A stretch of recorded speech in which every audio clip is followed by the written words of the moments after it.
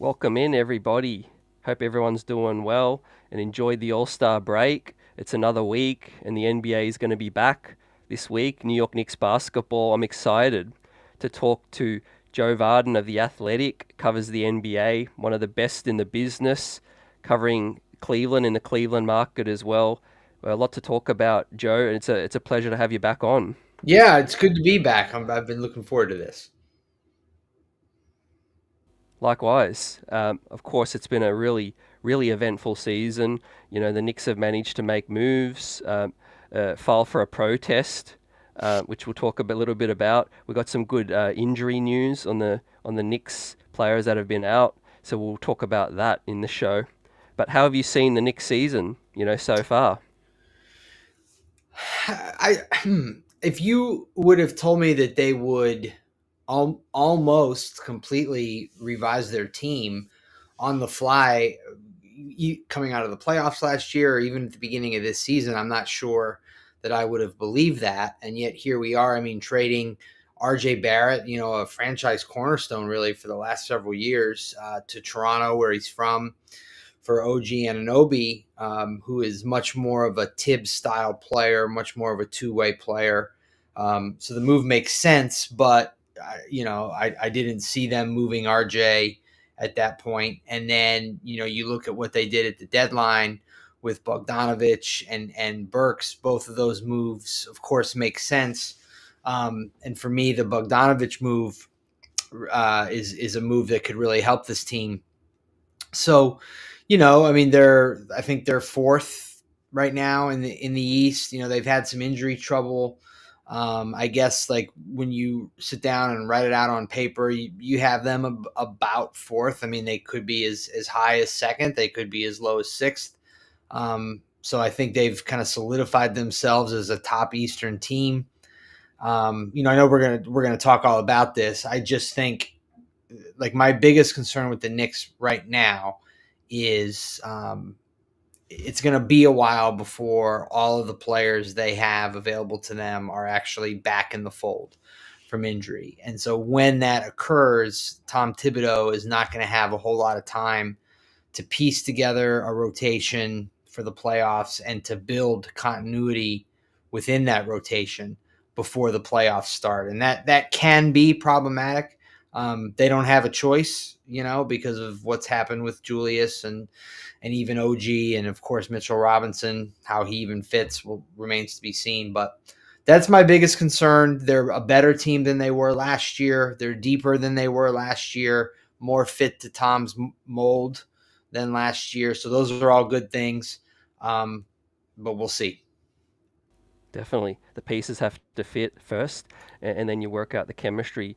It sure looked good, Joe, for that 9 game winning streak when OG, came on board. But yeah, so much has happened since then. As you said, Randall went down, OG is down, and he's going to be back, not too far down the line. But then, as you said, we made some moves as well. Yeah, and finally we got Thibs, a roster full of, Thibs guys. A lot of guys have stepped up, as we'll talk about with Cleveland as well, in the absence of these guys. Hartenstein's really made a household name for himself. Dante DiVincenzo's looked amazing with higher usage. And yeah, the Knicks don't get to where they are without guys stepping up. Um, with that said, I guess there's been so many, chapters within the season, to get to where we are. But the constant has been Jalen Brunson. Mm-hmm. He's a first-time All-Star. Joe, we talked last time you were on the show, in FIBA in Manila. He didn't have a very successful, FIBA tournament, He but he's didn't. come back and he's looked every bit like Jalen Brunson in the NBA. Anything surprised you from his season, and how have you seen his season? Does anything surprise me? No, no, no. I mean, we knew we know the season that he had last year. I mean, he is a beyond capable scorer in the NBA. He's a dynamic scorer at this point. We know that he's got a thick, good body on him to play on both ends. He's not somebody that you can just move off of screens. So that is good. I've loved the way that he has thrived in at Madison Square Garden and allowed himself to become the focal point of the offense without Julius, who, as we know, got off to a really rocky start and then really found his groove before he got hurt. I guess with Jalen, the interesting thing to me is when you look at the history of Team USA, especially at World Cups, and then what happens to those players when they come back for their NBA seasons. There's always one or two who have this like sort of explosion because of like all the good work they put in over the summer with USA basketball. And I guess because of how it went for Brunson in Manila, struggled, wasn't on the floor at the end sometimes. I mean, they went with Halliburton instead. I guess I would not have pegged Jalen to be the guy coming off of USA basketball into the NBA season. But he clearly is. He's certainly having the best season of any of those guys. I can't imagine that there'd even be an argument. I think, Anthony Edwards has been, he's all-star level for sure, but I don't know that we've seen anything from him that's different. Like I don't think he's taken like some massive leap. Austin Reeves was a guy that we all looked at as maybe the USA basketball would launch him into another level with the Lakers. That hasn't happened either. Tyrese Halliburton has been great, leading the NBA in assists, great, makes the Pacers great. So I think that he has taken a step forward, but he was playing this way last year before he got injured. Mikal Bridges has been up and down. And then, Josh Hart was on that team. That's another New York guy. I think he's having a nice season, but it's not like watching him. It's different, really. And I think those were among the top guys. I mean, we're talking about top scorers, top ball handlers. So yeah, Brunson has really emerged. Yeah, in terms of on and off court, Joey continues to grow in leadership as well. Anything that you sort of saw firsthand in terms of his toughness or leadership through that, because he really has been the Knicks, not just their best player, but the sort of leader in the locker room, as well. So I don't want to say that he learned this because he when he got to Team USA last summer, he was immediately promoted almost to like a captain status, and Steve Kerr was raving about him right away for the very things you're talking about now, like the leadership, sort of the mentorship as more of a veteran on a young team. So I don't know that he learned that from what he was doing with it for the American team, but he certainly worked on those skills that he apparently already had while he was there. And he's just, he's used to being accountable now. And, he's used to playing in games that matter. They were in the Final Four. The Americans were, like, obviously it didn't go well, but they were in the Final Four. They had a chance to win gold. They had a chance to win bronze. And so he's been through the fire now. And as a player who's either the leader or right up there. If you think about his run with the Mavericks when they went to the conference finals, like he was an important player, but no one would ever have said that was his team. No one. And certainly for Team USA, you would have said that it was. So I guess the experience of being the number one guy or the guy everybody looks to for leadership, it was beneficial. And at any rate, the Knicks have had some unfortunate circumstances thrown their way and haven't really missed a beat because of Jalen being so solid, both as a player and as a veteran. Yeah, most definitely agree with what you said. And in terms of the production, the scoring continues to go up, but the assisting, yeah, he's been a really good facilitator this year, Joe. In terms of finding, the rest of the guys, DiVincenzo, as we mentioned just before coming on, his volume, is increased as well, the familiarity, yeah, as well. So yeah, in terms of, you mentioned the East, and it's really wide open, isn't it? With this year, there's some doubts obviously on the Bucks. The Knicks are only a game and a half back of the Milwaukee Bucks. Yeah, a few games back of the Cleveland Cavaliers, above the Sixers now. And then the Knicks made a big move. What did you think of Leon Rose's trade deadline? You briefly mentioned Bogdanovic, but what do you think about the Knicks getting OG Anunoby and how that was sort of viewed outside of the Knicks circle? Well, yeah, I mean that move was in December, and like we said, I mean OG more of a Thibs style player, and the fact that they gave up RJ and quickly to get him, I thought was interesting. Um, I guess I just didn't have OG pegged quite as valuable as that. But this is more of this is a fit thing. The Knicks feel like they have their scores right, and they needed somebody who they thought was better as a wing defender, who can more of a switchable defender and could guard above his weight if he has to, and that is OG. Certainly. Um, and as you mentioned, they went on this incredible run shortly after he got acclimated. Jalen had a lot to do with that. So, I mean, at the time, I didn't look at the Anunoby trade and say, okay, this makes the Knicks different. This makes them notably better than the team that went to the second round last year. But when I look at the team now in its totality, and I think about how good Brunson is and how good Julius Randle was, and then you think about the emergence, like you mentioned, of Hartenstein. You add him into the mix with certainly Julius, and then they have a decision to make if they're going to play, if they're going to start Isaiah or they're going to start a Mitchell Robinson in the playoffs. I think having that depth, like to be able to bring Mitchell into a game, especially against a series or in a series against a big team like the Cavs, I think that really matters.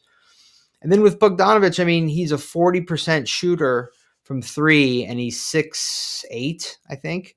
He's big. He might even be bigger than that, but he's a big dude.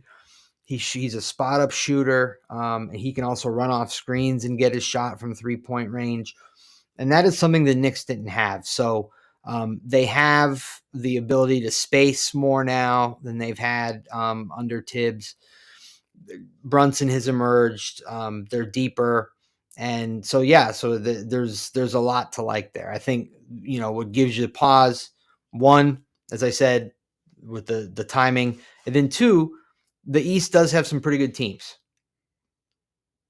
Yeah, we did, as we saw in the All Star game, which we'll talk on a little bit. A dud All Star game. There's some players out east that can fill it up, but in terms of where the Knicks sit in the East, right? Are you willing to sort of, put the Knicks in a specific, tier? Maybe you favor them ahead of some of these teams, maybe in the run home with the Sixers, the Heat, the Bucks, or are you just more of like wait and see? Let's see how the pieces all fit. Yeah, I mean, I can't. I mean, the short answer is I don't know, right? And then the longer answer is how long it takes the Knicks to become whole for them, and then because the Knicks haven't been great lately. Like they were red hot in January. I think they were 12-2. They would have been the best team in the NBA if not for how hot the Cavs had been over that stretch. And then as the injuries continued to mount and they made the trade, and so there was a few days there where they were playing with 7 guys. They've lost a few lately, so we'll see how long it takes them to get it back together. The Sixers, is Joel going to play again this year? I think that's a reasonable question to ask. That's obviously an entirely different team depending on that. And then the Milwaukee Bucks, you don't like they're miserable right now, and you don't think like that Doc Rivers is, who's now the coach there, is the reason for that. You just feel like it'll take some time for he and the Bucks to get on the same page. They've had some injuries. I think the question there is, do they have a roster to overcome what they have shown to be some deficiencies on defense? So, I think all those, it's fair to group all those teams. I mean, like, you, you know, the Bucks have more star power than the Knicks. This is a stars league, but the Knicks probably are more sound. They know what they want to do better certainly than the Bucks do, and the Knicks bench might be better. So I think those are all things to consider. The Heat, I will refuse to count them out until somebody beats them. They have that Agreed. makeup. They once again, it's kind of a so-so regular season down there on South Beach, but as Knicks fans know well, that team with Jimmy Butler, once they get into the playoffs, it's just different. It's a different deal. So I can't count them out. In Cleveland, where I live, as you mentioned, seen them play a bunch of times. They're very good right now. They're very deep. We saw what happened to them in the playoffs last year with the Knicks. Totally exposed them, exposed their inexperience, exposed problems they had on offense. So have they matured enough over this calendar year? Have the changes they've made schematically, will they have taken hold enough to win playoff series with? Those are the questions. Donovan Mitchell, borderline top 10 player in the NBA for sure, which matters. And they shoot since December 15th. No one's shot more threes than the Cavs, which matters in today's NBA. So there's a lot of good things to like there in Cleveland, but they're that team that has to prove it. And then finally, we haven't talked about them yet, but we have to give credit where it's due in Boston. They're the deepest team. This is the deepest team that the Celtics have put around Jason Tatum and Jaylen Brown.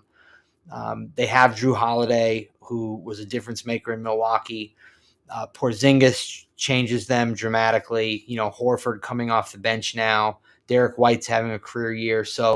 And they are disciplined enough to be as veteran as they are and still commit themselves to winning in the regular season. So I really like the Celtics. They're going to be tough for anybody to beat, whether it's New York, Cleveland, Miami, whatever. Boston is my favorite right now in the East. Yeah, I would have to agree, but I still feel there's some vulnerabilities. But yeah, anyone on their day, which is why I love the playoffs so much. 7-game series. It could be a battle of not just skill, but fitness, health, will, coaching, as the Knicks saw against Eric Spoelstra. Yep. Yeah, and I'm with you, Joe. You can't count out the Heat. They just seem to play better when their backs are to the wall, Mm-hmm. and when they're thriving, not so much, which is so unpredictable. Mm-hmm. Yeah, and then of course the Bucks. They've always got those stars, but everyone kind of knows that they're only going to go as far as those can carry them because they've got to make up for a lot of deficiencies defensively as well. The buyout market's still going, and that could really shift. Not necessarily push one team ahead of the other, but that could have a real factor with the buyout market, as well.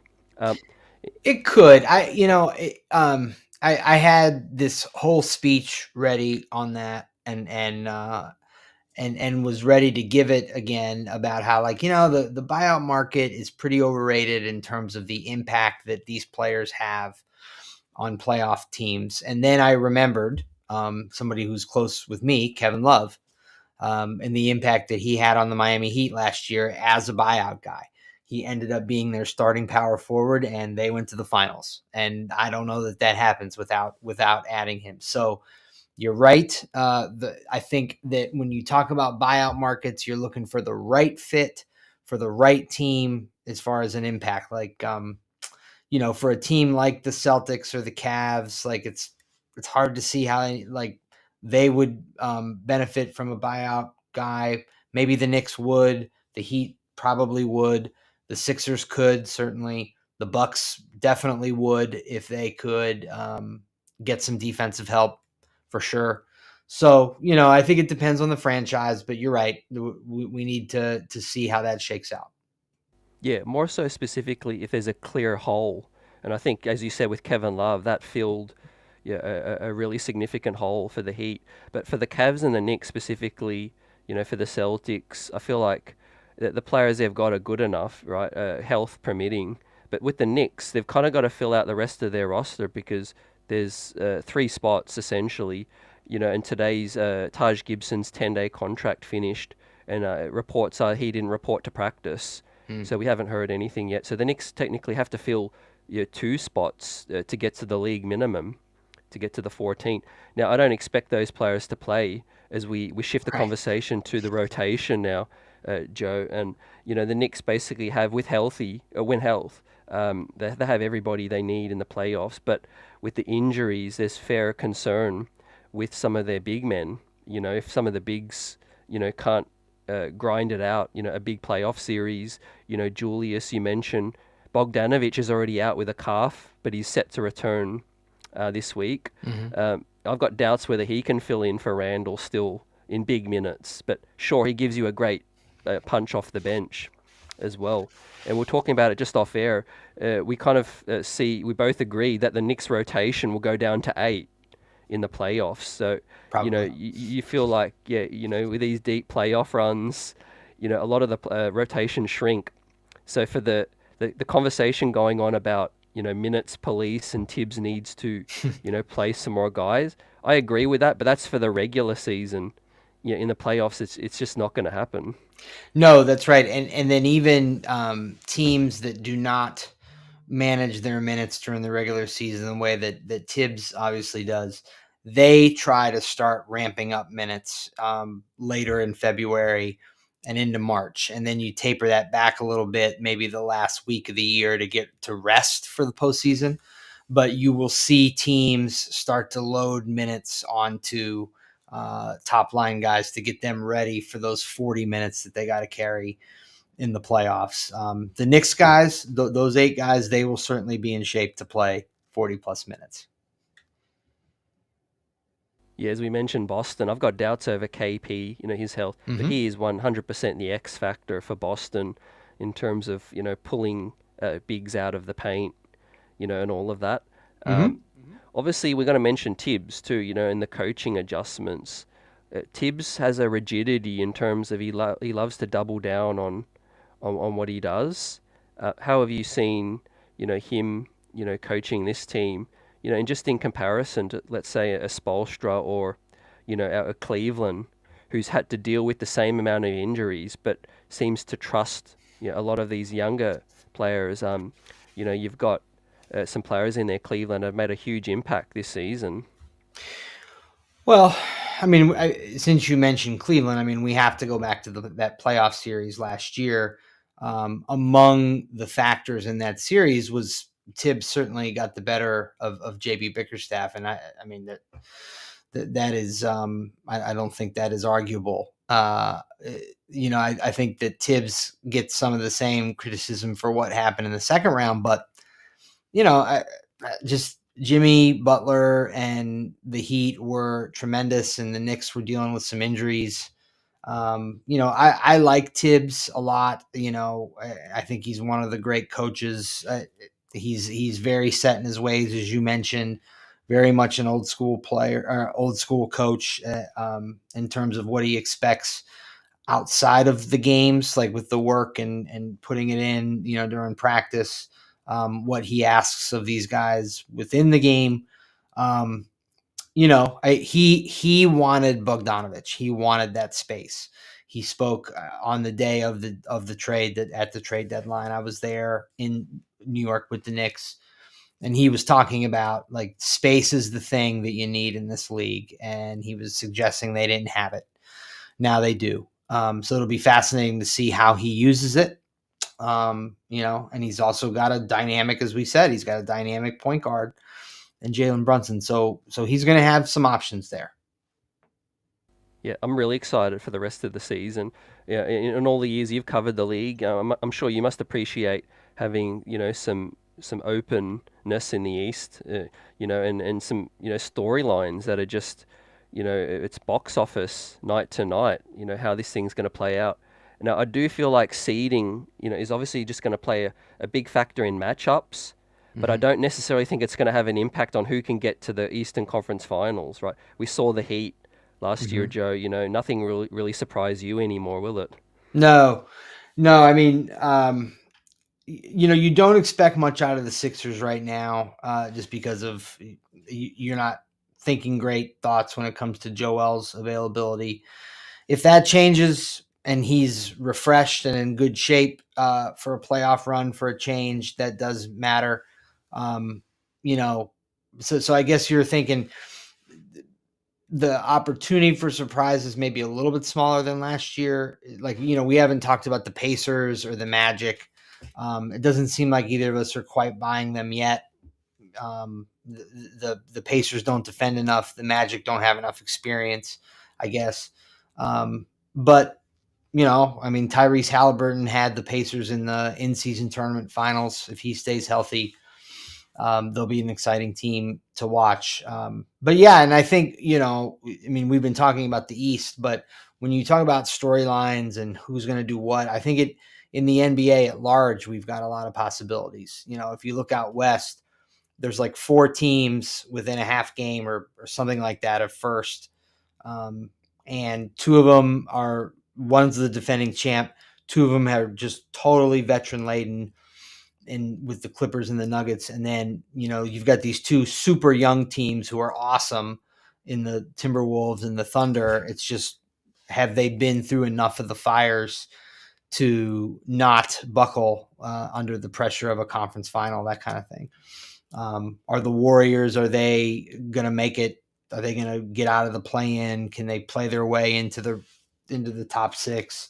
The Lakers, are they finally done, or do they still have more left? I mean, so it's a fascinating time. And it's not like when I was on a beat, like when I was covering the Cavaliers, when LeBron was with that team, almost every year we knew that it was going to be Cavs Warriors, and it was for 4 years. So definitely not like that right now. It's lots of possibilities. Yeah, most definitely. And I got to get some thoughts from you on Cleveland, more so because obviously, they're a big factor. I mentioned off air, by far the most underrated team this season. The attention sort of went off them when the injuries happened, and then they started to, go full throttle, and they absolutely deserve to be, in the conversation to get through the East with the way they're playing. But it's similar to the Knicks. It's been a lot of chapters this season with getting guys in and out. Donovan Mitchell's been the constant this season, right? It seems like I always say to you, right, has he peaked yet? But I feel like this has to be his best season in the league. Like, I haven't really looked at the numbers, but the way he's, been a leader and carried that team through the injuries has been remarkable. I think with some of the moves that the Knicks have made lately, whether it is the contract for Jalen or the trade for OG, I think Knicks fans would probably agree that Donovan is not as high or as likely of a target for the Knicks when he becomes available. But it's still, that is definitely a storyline for the entire NBA, and it's something to keep an eye on what he does this summer in terms of the extension the Cavs can offer him. But when you talk about his peaking, like, the fact is his 2 best seasons in the NBA have both been in Cleveland. So I don't know how happy he actually is here, and he says the right things and he shuts down contract talk. But it's ultimately he's going to have to decide how comfortable he is here, or if he wants to take the opportunity to pick where he wants to play. But a factor in his decision, could or should be like how well things have gone for him here in Cleveland. And he is probably even better this year than he was last year. And last year was definitely the best season he'd ever turned in the NBA. So something works for him here. He has changed the way he plays a little. When Darius was out, he became more of a facilitator. His scoring has not dropped. He's shooting almost 10 threes a game right now. It's crazy. And he's defending. Donovan Mitchell is either second or third in the NBA in steals, which is great. It's made the Cavs better. So, when you talk about the Cavs and the ways they can hurt you, it certainly starts with Donovan. I said that they're the most prolific 3-point shooting team since December 15th. that was because of the injuries that they suffered to Mobley and even Darius Garland. They were forced to use some guys, and they just started moving the ball around the perimeter and chucking those threes. They went in. Some players proved themselves, and then so when now Darius and Evan are back in the fold, they're still trying to play that way, which is good. And they're still a top defensive team. They can defend you in a number of ways, and they have those two bigs in Allen and Mobley. Obviously, they weren't very good against the Knicks, but league wide, that's a pretty good duo. And I certainly see them having enough to get out of the first round. Yep, yep. Likewise, I do too. Yeah, in terms of what they can do, there's obviously so many threats on the floor. I like that Merrill kid. The guy who's just shooting. He seems to be automatic. It reminds me of a Kyle Korver, the way he can run around. He shoots with movement. Yeah, He looks as well. exactly like Kyle, the way he moves. Yeah. So yeah, my eyes are not deceiving me. Yeah, but No. thanks for your words on Donovan as well. And the Cavs season. Some Knicks fans haven't watched a lot of Cleveland, but I still feel like it'll be a decision to be made at the end of the season for Donovan himself. I feel like winning is still the number one priority. The Jazz, he was able to get really close, to getting out of the conference with the Jazz. And if he feels like he can do that in Cleveland, it'll also depend on interest from other teams. But as you said, I don't see him as the highest priority for the Knicks right now. I feel like the Knicks will look at how their current roster can and how far it can get them, in this playoff run, and then they'll make decisions, after that. The All Star game just went and passed. You did a great article contributing for the Athletic as well, so everyone, I urge them to check that out. As we approach the Olympics, Joe, for everyone that doesn't know, you're the FIBA, you're the international basketball guru. Donovan Mitchell might even be for Team USA again. Maybe even Jalen Brunson, but I doubt it with the stacked team that they're trying to bring. What did you think of the All Star game, and what do you think could, reinvigorate it, if anything? Maybe a world versus USA. Well, 30% of the NBA now are players not born in the United States. So certainly, they would be more able to field an all-star game like that than they ever would have been before. I don't know that that's the right idea because some of those players still just wouldn't. They're not quite all-star caliber. Some of them. I mean, like if you think about, um, Shea Gilgeous-Alexander, and Luka, of course, and Giannis, of course, and Wembanyama now.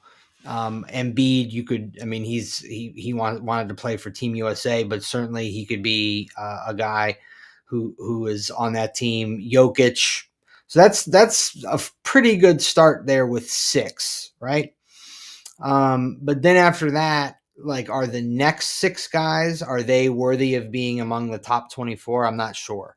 So that is a tougher discussion.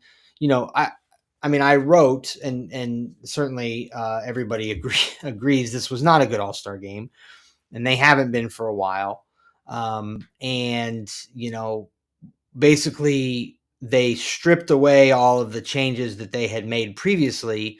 They went back to the old format with basically just an edict from the league office, like, look, you guys got to play harder. And they said they would, and then they didn't. So, where do you go from here? I don't know that there's a change really that could be made to make an all-star game better until it matters to the players for them, for that to be the case. Until their bottom line is affected and or there is added incentive for them to make this more of a worthwhile event. Yeah, you're saying money. I mean, that's one way to do it. Either pay them more or show the cost that they're show what they're losing by not playing well. Driving away investors and sponsors and viewers, which, by the way, that hasn't been the case. The ratings were actually very good for this weekend. Say what you will. So, I had an idea on the Athletic Tuesday morning to actually combine the in-season tournament with All-Star Weekend, make the in-season tournament a little bit bigger, push it back a little bit on the schedule so that it ends somewhere around the actual middle of the season, which is like mid-January, maybe late January, and then have All-Star Saturday night in between the Final Four and the finals of the IST, have all 24 All-Stars celebrated that weekend. They have to be there for that, for like an on-court celebration. And then after the IST finals, everybody's off for 1 week. I think that would make both things a little bit more meaningful and take away some of the really bad basketball we have to watch at the All-Star game. And But like I maybe said, right now they make money on the All-Stars. And so if they get rid of that game, which, the critics like us like to say they should, then they're cutting out their bottom line. So I don't see that, and I don't see it until the fans, communicate with their wallets to the league that the All-Star weekend is unacceptable. Yeah, great suggestions again. Great work there. I feel like they have a great chance to maybe include the trade deadline in there too. There's been a lot of sentiment, Joe, that why not have a break in games when the trade deadline hits? Make it a whole week extravaganza, a week off, where like the Knicks, and teams had to play shorthanded Mm-hmm. after a big trade's been happen on the same day. It doesn't really make much sense to have all these intervals, and the All-Star break is not even at the official halfway point Right. either. Right. Well, the NBA is so afraid of the NFL. And afraid. I don't know if afraid. I mean, afraid is a correct word. There's other words to use, but it's just that the NFL has become such a dominant ratings force that the NBA doesn't want to put almost anything that they care about up against NFL games. And they've already lost some ground there because the NFL realized that they could play on Christmas too. And so now you have these marquee NFL matchups going on the same day as we have these 5 NBA games on Christmas, and that's really cut into the NBA's viewership there. So the All-Star game is way later than the midway point. The trade deadline is actually before the All-Star game now, because there was a trade during the All-Star game 5 years ago on a night Anthony Davis had 52 points. He got overshadowed because Boogie Cousins was traded during the game. So they don't want that either. But yeah, like the NFL keeps kind of bumping the NBA off its original course. So I just realized today that the finals, game 1 of the finals, is June 6th. I've been doing this for 10 years. I've covered 8 finals. The only one I missed was the year of the 21 Olympics because I was with Team USA. And, not counting the bubble year, which was in October. This is by far the latest that I can remember a final starting. So, they keep the NBA is kind of getting bumped off its own schedule. There is probably room there to tweak some things and to boost interest as well. Yeah, and it's so close to the Olympics now with Mm-hmm. such a small break. You're going to be a busy man coming towards that end. Just one more, Joe, I promise. Mm-hmm. I got to get your thoughts on the officiating, specifically with the Knicks protest. And I saw you have some words on a Cleveland game as well, which looked to be officiated, quite poorly. Yeah, any chance you feel like the Knicks can win this protest? What did you think of that call? To end the Houston game. I've seen a lot of those shots not get called. Mm-hmm. Right. I mean, I think they admitted a mistake. So of course, the call was bad. I in no way think they will win the protest. Teams never win protests. You never see games restarted, and so I don't think that'll happen either. Um, I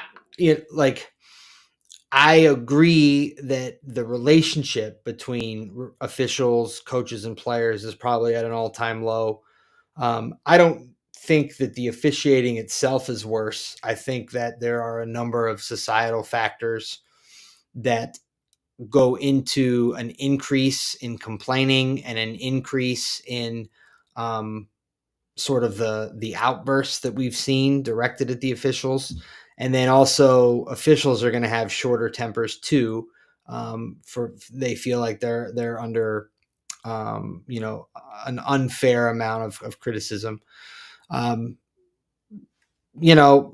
as long as we allow human nature to be a part of sports, there's going to be mistakes, and that's always been the case. There have always been bad calls. Now we have replay capability that not only allows us to get things right more often on video review, but it almost like brings with it this expectation of the officials to be better up front because there's a video hanging over them, and that's just not fair. Like that's they're the same guys making the same calls before there was any replay at all. There were just nights that you missed the call, and there was nights that you didn't. So I'm in a minority on this, but basically I feel like it looks uglier and sounds uglier now because in general we're a society that we've lost a little bit of decorum, I think, in all walks of life, and it's rubbed off onto our officials, players, and coaches. Yeah, well, the stakes couldn't be any higher with bonuses and competition as well. Yeah, as we conclude, it's been a pleasure having you on, Joe. But I'll mention, if we had replay back in the day, Jordan pushing off in Utah, the Utah arena has the Wi-Fi called that Jordan pushed off. If there was replay back then, Oh yeah, we don't know what could have happened in the balance of an NBA finals. And technology isn't the answer either, because soccer, in Europe, there seems to be a debate that, the VAR, technology gets it, or the people operating that technology still get it wrong as well. So, as you yeah, said, it just comes down to human error. They've got to be better at it.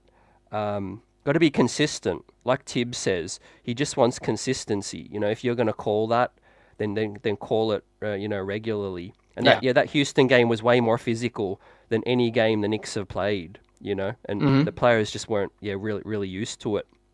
But yeah, as always, it's been awesome having you on, Joe, and to talk about, what has been a up and down Knicks season and for the East as well, but all eyes on the road ahead, and hopefully we chat soon towards the playoffs. Yeah, I'd like that. Thanks for having me. It's always good to talk to you, and hello to everybody out there watching.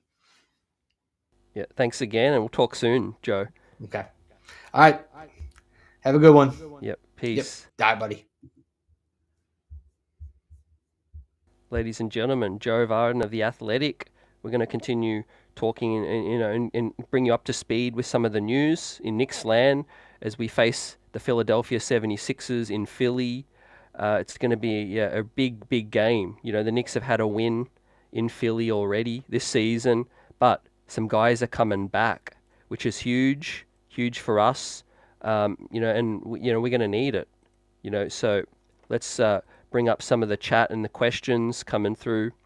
But before we do that, let's bring everyone up to speed. So we'll have DiVincenzo, Hartenstein, and Bojan Bogdanovic back, which is great. That's going to be big. And we really need those guys. So I feel like we're a big chance to beat Philly, with these guys coming back, right? DiVincenzo obviously is going to, continue with his hot shooting. Isaiah Hartenstein, right? We know what he brings in terms of defense, rim protection. And Bogdanovic, we really hadn't had a chance to really see him outside of, a small sample of the 3 games. It was the first game was basically just a wash, right? Those guys were traded only a day earlier, all of those things. And I want to give these guys time to settle in before we react, overreact, underreact, all of those things. I thought Alec Burks has been poor. I'm looking for him to really pick it up in his role. Hopefully, he's not asked to do too much, though. I do like Alec Burks in that smaller sample, as we talked about with Joe. And I want to get everyone's thoughts on terms of a playoff rotation. I do feel like it's going to be, 9 men if we're lucky, 8 in the playoffs. I'm hoping he keeps to a 10-man heading into the playoffs, because like we saw last season, right? It's going to be critical to stay healthy, right? Heading in, Deuce McBride, he deserves minutes, right? We know he's had some struggles, in the backup point guard, and getting the offense organized, but he has been solid offensively. So I'm looking for him and Burks to establish some chemistry on and off the ball, so that we can get, Alec Burks prepared, for bigger minutes, like Joe said. We have some updates on Mitchell Robinson as well, and OG Anunoby and Randle, before we get into some Q&A and stuff. But before we do, thanks for everyone for joining us. It was a great live conversation with Joe Vardon of The Athletic. His thoughts on the season so far. Smash that like button. The streets are buzzing, and it's going to be a really big end of the season. I'm excited. Right, I haven't felt this level of excitement about a Knicks team, going back since the Melo year. With the Jason Kidd, the 54 wins, and then before that, obviously 99. I think there's some really, really good news coming with the injury front. With OG Anunoby, he was given an interview today as well, which is on SNY. OG said, "Yeah, I'm expecting to be back this season, 100%, no doubt." So OG went on record. He's expecting to return in the regular season. It's probably going to be a couple of weeks, I would say, but at some point in March, I'm going to expect him to be back. Now, there's still, for those of you that don't know, there's still 9 games in April. So even if if him and Randle don't get back towards the end of March, worst case scenario, there's still 10, 15 games left, and maybe enough to establish some some reps, some chemistry. To Joe's point, it's a big thing to get everyone healthy, to figure out, the schemes, the chemistry and familiarity. It's one thing to say, yeah, we're going to have all these guys back, but really if they come back with, minimal time, it's going to be an adjustment, no doubt. The Knicks have made these upgrades, but yeah, they've got to start to develop that chemistry. Ever since DiVincenzo came into the starting lineup, it looked beautiful with chemistry. OG, I expect him, to slot back in.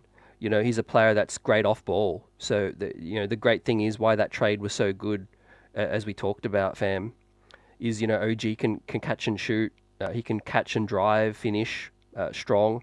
He's a really physical player, which I love defensively and offensively. We saw him play above the rim, which was a pleasant surprise for me. The amount of dunks he had in that, 15 games that he played, or 10 games that he played. He had more dunks than a lot of Knicks had in an entire season.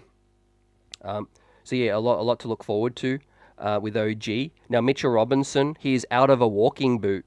Now he's standing and shooting, which is good. He's not yet jogging or running yet, but Thibs expects that to happen throughout March. But the good thing is the boots just come off, so he can stand and shoot and do some work, in there. And obviously, hopefully, the plan is in the next week or two to start, then the jogging, and starting putting pressure on the leg. So yeah, things are still looking on track for Mitch to return by the end of the regular season. I would say whether it's late March, maybe early April. But yeah, that's a huge boost. Like we know, we're going to have, obviously the best center tandem, man, in the NBA, right? I don't see any other center tandem getting close to that, right? Isaiah, awesome to have him back this week on Thursday. Now, it's going to be a huge thing to manage with these reps. The Achilles thing, the soreness ain't going to go away. So Tom Thibodeau, please continue to play Jericho if you need. Precious, just split these minutes just to begin. Don't throw Isaiah out there to play 40, or 38 again. Because, as we saw against Houston, we saw against the Magic, he is so pivotal to the Knicks defense, especially without OG. He's the anchor of our D. And we need to get him back first, and I'm glad that he's going to be back on Thursday. Yeah, and of course DiVincenzo, man, offensively, we don't want to run Brunson into the ground. We know how the All-Star break, sort of started with the loss to Orlando, right? That was a tough game. Brunson was trying to carry us, put up 33, but yeah, he's only human, man, and we need to head to the playoffs fresh, and healthy. Out of all the guys, he is going to get, the least of a break. I'm going to say he's had a couple days after the All-Star game, but yeah, we know the All-Star game, wasn't exactly, strenuous, either as well. So yeah, really looking forward to getting Bogey back this week as well. That was just a calf ailment. I don't think anything serious with that, and hopefully he can establish, a huge run now of games, and develop his role, off the bench as well. Now, Bogdanovic, I would love him to start in the absence of Randle. Now, if Hartenstein's back, ideally maybe you push Precious back to the backup, and the backup five, so that Isaiah does have a quality backup, and we don't need to play him too much. And then you can play Bogey at the starting four, basically until Randle is out, But we don't know what Thibs is going to do. He loves Precious at the four. He loves Hart as well. So, yeah, man, it's going to be a wait and see. But with the Sixers, we know Joel Embiid is out. Buddy Hield's come in, giving them a little bit of a spark, offensively. But I expect the Knicks to hopefully win that one, and then win the one after that, which is going to be the Boston Celtics back at MSG. That's going to be a big game, right? We've got some big games coming up at the Mecca. Yeah, it's going to be good to get back home, right, and win that one. Obviously, we need momentum, right? If the Knicks can go 17-10, we get 50 wins, for the first time since that 2013 year with Melo, right? So that's going to be pivotal, to getting the fourth seed or above. Now, last but not least, we've got to hit on Julius Randle, right? The three-time All-Star was announced at the All-Star game. Unfortunately, was not able to participate. But Julius Randle is working out twice a day, according to Ian Begley, SNY. Hasn't been cleared to practice just yet. But Thibs sounds like he's optimistic that Randle will be back. So he's making good, steady progress. Right, so, yeah, best case scenario, fam. I think, March is going to be a huge month for the New York Knicks in continuing to win, but then getting the troops back, man. Getting guys back individually, one by one. And it starts this Thursday with Isaiah, Devo, and Bogey. I'm going to guess OG Anunoby is the next guy to return. And then knowing how important Julius Randle is, he's probably going to be the guy that, they take the most caution with. And I would agree. I think we can continue to win with three guys returning this week. Eventually, obviously, OG. But with Randle, right, it's playoffs or bust, right? We just need Randle back for the playoffs, And obviously that injury is the most, risky in terms of maybe a reoccurrence. So now that we got the injury, news out of the way, really looking forward to this, the season resuming. It's been a crazy week without Knicks ball. We all needed a break, I think, after the Magic game. And I'm just glad that these guys are coming back. Now, as we talked about with Joe, though, as well, we got 3 roster spots now. As, Steve Popper confirmed that Taj was not at practice.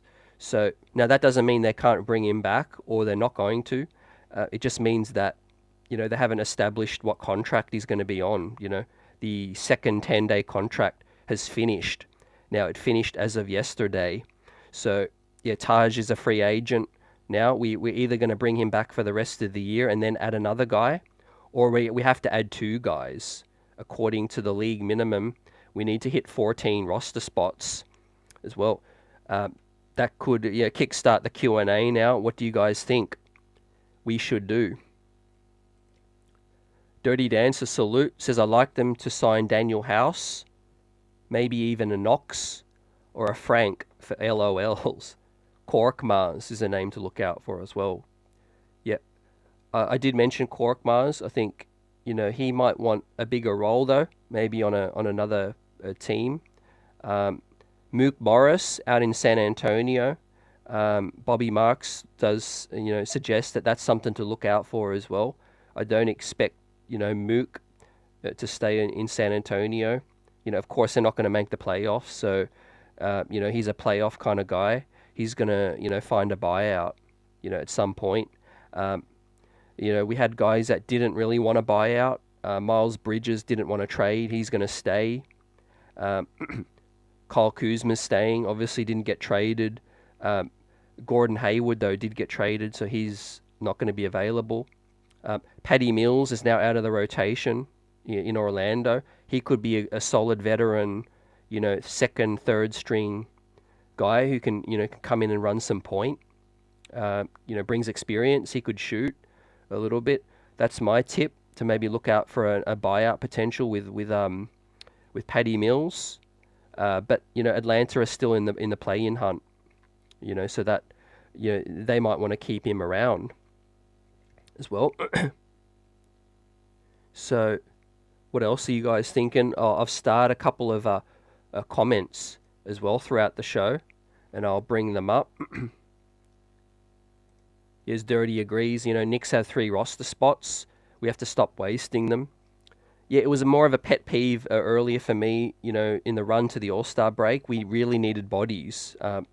Now we still might, but we kind of need them a little less now with Isaiah, with Devo and Bogey, coming back. But yeah, absolutely, I would love the Knicks to just make use of these spots. They need them in the run home. We might need to sit some guys, on the back-to-backs a little bit. Just be smart about it. Not that I think Thibs is going to do it. He's going to scratch and claw every single win, because obviously he believes in, where you finish, seeding, all of those things. So yeah, it's going to be, right, the end of the season could really set up the Knicks to succeed or maybe not have success, in the playoffs, because you do need to head in healthy as well. Jerry Salute says, Knicks should finish strong, second seed better than third. We can live with third if Cleveland holds on to second. Yeah, I agree with you. Great point. Obviously, if you finish in the top 3, you avoid Boston in the second round. For everybody that's not quite sure, it's really important to be able to have a great chance to get to that third round and avoid Boston. I think the Knicks can beat the Cavs, the Bucks, the Sixers, the Pacers, the Heat. Anyone who finishes around there below them, they've got a great chance, man. I really want to see, Bogdanovich and Burks contribute, and up their play. And then I'm going to buy in even more, because I already saw what we look like with OG and with Randle, with Isaiah's rim protection. But we haven't seen the full effects of the added layers that the Knicks brought in, which everyone was raving about. Even I was. Bogdanovich on paper, Burks on paper looks good, but really, what kind of impact are they going to have, right? But Bogey's 34, 35. Does that calf injury linger? Does he, move the same way as he's been able to? Is a big story. And Alec Burks, he's 32 now.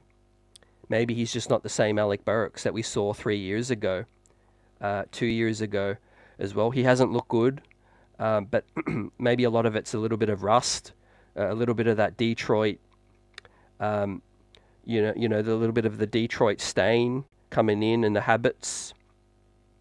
So yeah, I'm really looking forward to seeing those guys step it up, because I know everyone else has really stepped up, and I think they will continue to step up for the rest of the season. The All-Star game, it was absolutely pathetic. Yeah, it's just a show right now. It's just basically they should just have a glorified, skills contest with all of them. I think, because that's literally all they're doing. When they're on the court, all they're doing is just taking turns. I take my turn, you take your turn. I'm going to shoot a half court shot. All of those things, right? Don't even get me started about the slam dunk contest as well, because that was pathetic. Uh, uh, Cousins, he's a name. DeMarcus Cousins is a free agent. He's out there as well. See, I haven't really seen many teams, chomping at the bit to bring in, some of these more skilled veterans that have been out of the league for a while. Probably looking into what's his name, John Wall, Isaiah Thomas, Lance Stevenson, Boogie Cousins, like you said. Yeah, a lot of those guys, have the experience, but they've been out of the league for a while, so they're kind of like a little bit of blackballed, I think, as well. JJ says, if we don't get healthy, I could see falling into the play-in as realistic. I think anything's possible. I hear what you're saying, JJ, and definitely we didn't really look great, towards the end of the recent stretch. But taking into consideration, Devo's play, Isaiah coming back, I think the Knicks can hold on. I think they'll hold on, and they'll probably finish fifth at worst. I see the Sixers continuing to slide. Right, Buddy Hield's really not gonna make a huge impact in terms of winning and losing. He will help them with scoring, but I just don't think it's going to be enough. And the Pacers will continue to be up and down as well. I could see the Heat making a run. They're only a couple games off fifth as well. But yeah, as long as the Knicks continue to pick up these wins against teams that they should beat, that's been the key all season, man. 22-2 against sub 500 teams. We have a much better schedule in the run home. We'll do a show going through all the games, but for those of you that don't know, we play Detroit multiple times. We play the Raptors again. We play the Sixers a couple times. We play, obviously, the Cleveland Cavaliers, the Heat. There's a lot of winnable games, coming up, which has me really optimistic. Knicks 26 champ says, I'm not sure Bogey or Burks get much playing time once the postseason hits. Yeah, it's going to be all decided. I could see that happening, but I could also see, those guys still factoring in, big. It's going to be all about the health. I think how Randle is able to get back before the playoffs and put pressure on the shoulder and everything, and survive the test of time. And then I think Thibs is going to go full throttle, man, 38 minutes, 40 minutes in the playoffs as well. The thing about Thibs is he's not even going to be looking ahead to the next round. It's going to be like, okay, round one, let's do whatever we have to do to win round one and get through that round, right? Even if it's playing guys 42. That's just his mantra. It's win every single night, forget about tomorrow until it comes, as well, which isn't smart because, you want to continue to, obviously you want to advance, but you have to be smart about it. You have to trust the roster you have. And that's what the regular season is all about. Establishing, okay, who can produce, who can I play, who can I not, and I think enough guys have stepped up, in the season. But as Thibs, has Thibs learnt from last season's X's and O's, in the playoffs as well, not overplaying guys, too much, and then picking up those injuries. How much can he trust the backup point guard? I really want us to pick up, on the topic of buyout guys, I really want us to pick up just at least one veteran point guard who, is not going to light the world on fire. But if guys go down, if Brunson needs to sit, we have a more steady hand.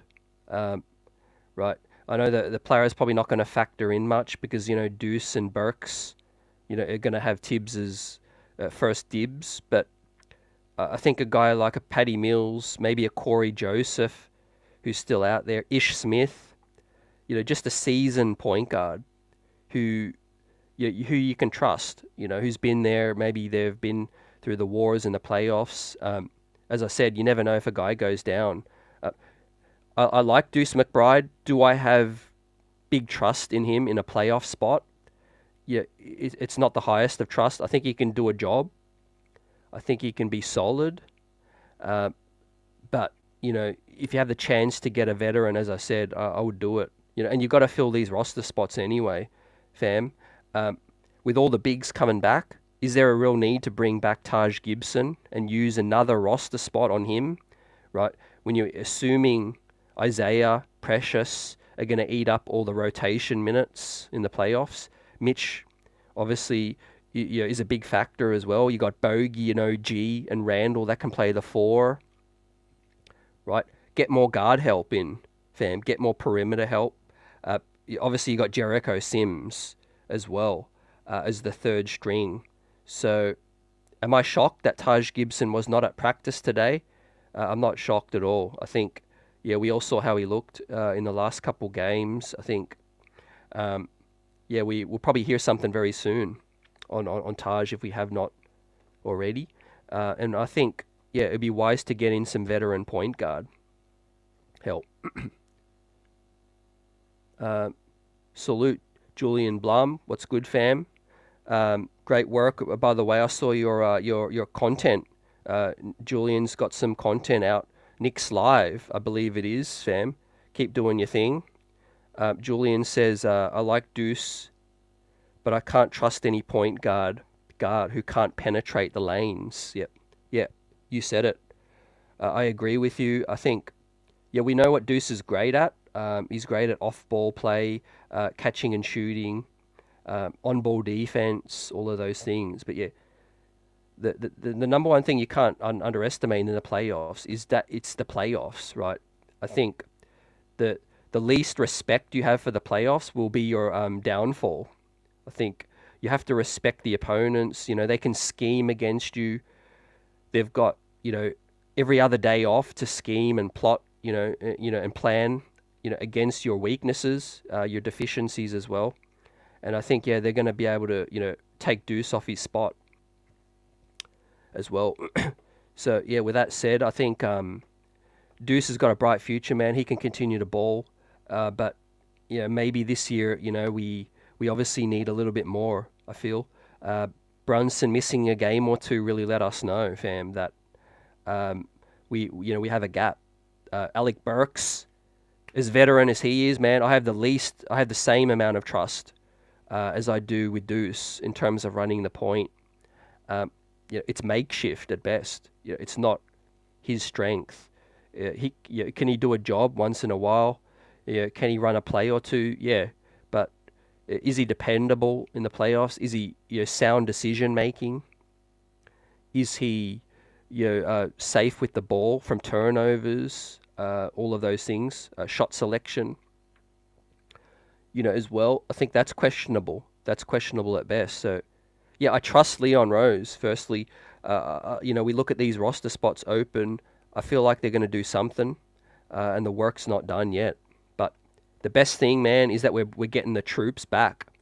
And what an amazing start to the second half would be than to beat Philly in Philly again, man, and sweep them over there, man. So every bit of news basically was good news today. Mitch out of the boot. Julius is progressing and working out twice a day. OG Anunoby was interviewed. He said that he's back this season, in the regular season. It's just a matter of getting comfortable on the elbow and taking contact as well. And then, of course, man, this Thursday, we get the trio back. Not expecting a lot from Bogey, as he, I want to be more pleasantly surprised with Bogey. After what we saw with him and Burks, I've kind of, throughout the break, I've tempered my expectations, now. And I don't want Knicks fans to think that they're going to be the difference between us advancing or not. If they end up contributing in a major way, then that'll be a real pleasant surprise. But the guys that are going to get us through this playoff run, And most of the guys that were here last season, man, subtracting Grimes and putting in DiVincenzo, of course. Right, he's been one of the biggest stories of the season for the New York Knicks. Not only is he a college champion, he's been through the wars with Milwaukee and with Golden State. He's been through the playoffs. He's been one of the best players for this season. For us, offensively and defensively, with his steals, his decision making, his athleticism as well, the shooting, of course. I think, right, DiVincenzo opens up a whole new world for Brunson and Randle in the playoffs. And then you add OG, to the mix. And then, of course, with Isaiah and Mitch, I think we have one of the best starting fives in the NBA. As we talked about before with Joe, right, the Knicks were on pace to be the best team in the NBA throughout that stretch, subtracting Cleveland, through that period as well. I tell you what, man, wouldn't it be cool to get Cleveland again? I just like that matchup. Obviously, we'd be confident heading into a Cleveland-New York Knicks matchup once again.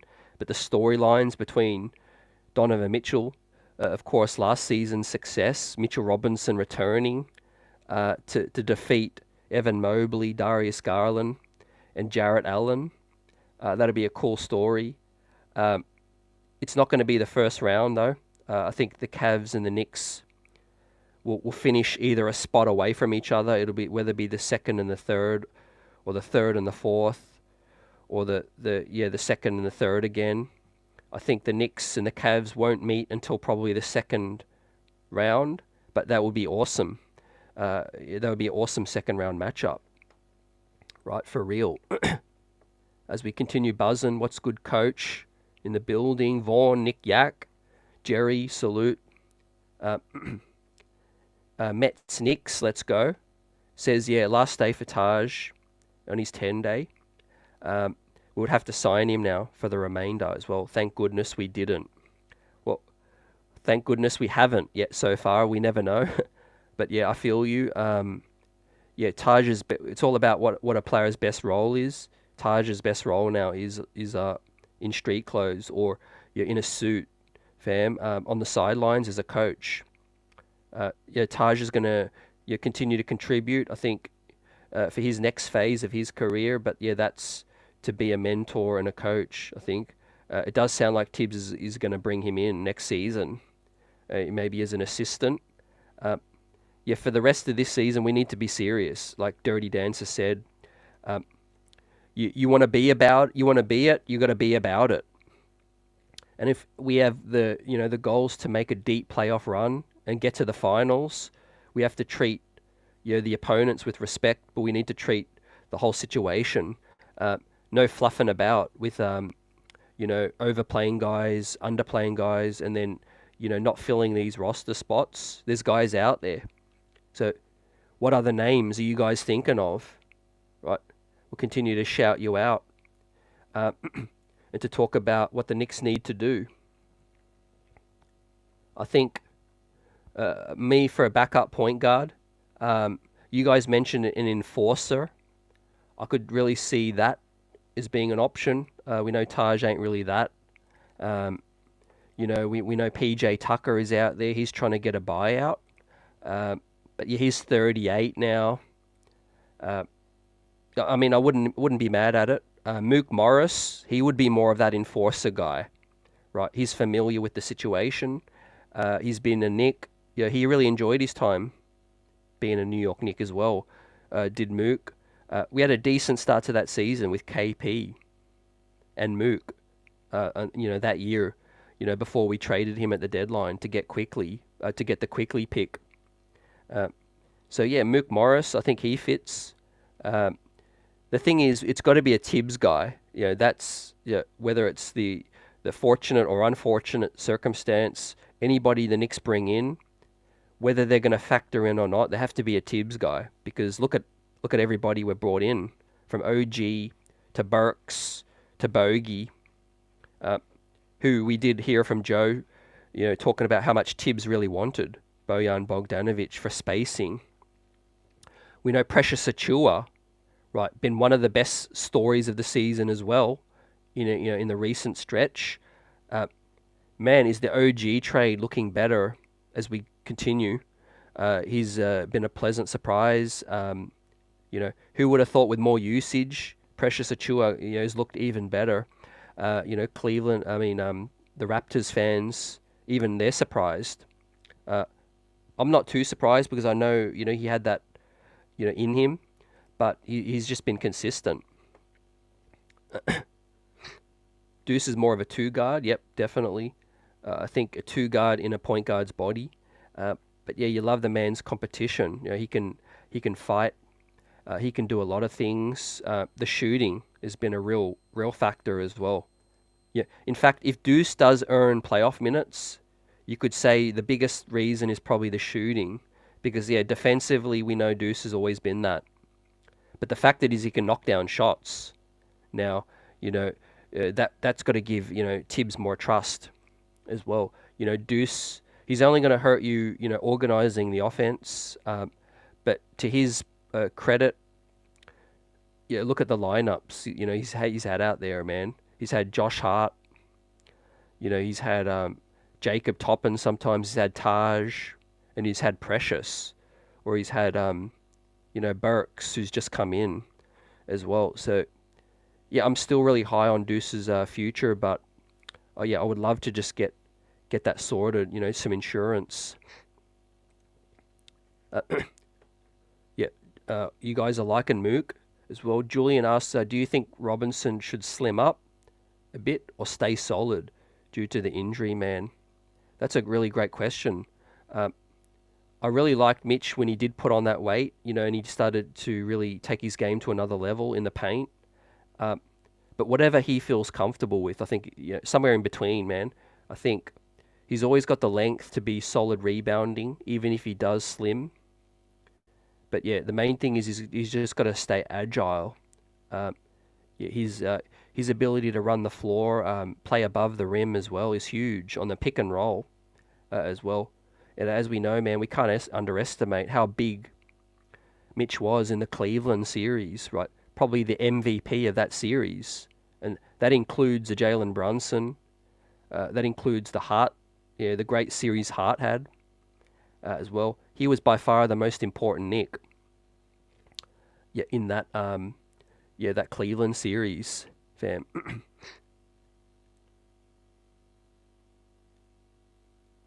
So, on the OG front, JJ says maybe I took it wrong, but I wasn't too encouraged by OG's comments. Yeah, I understand what you're saying. The thing is, I think they're always under promise so that they can over deliver.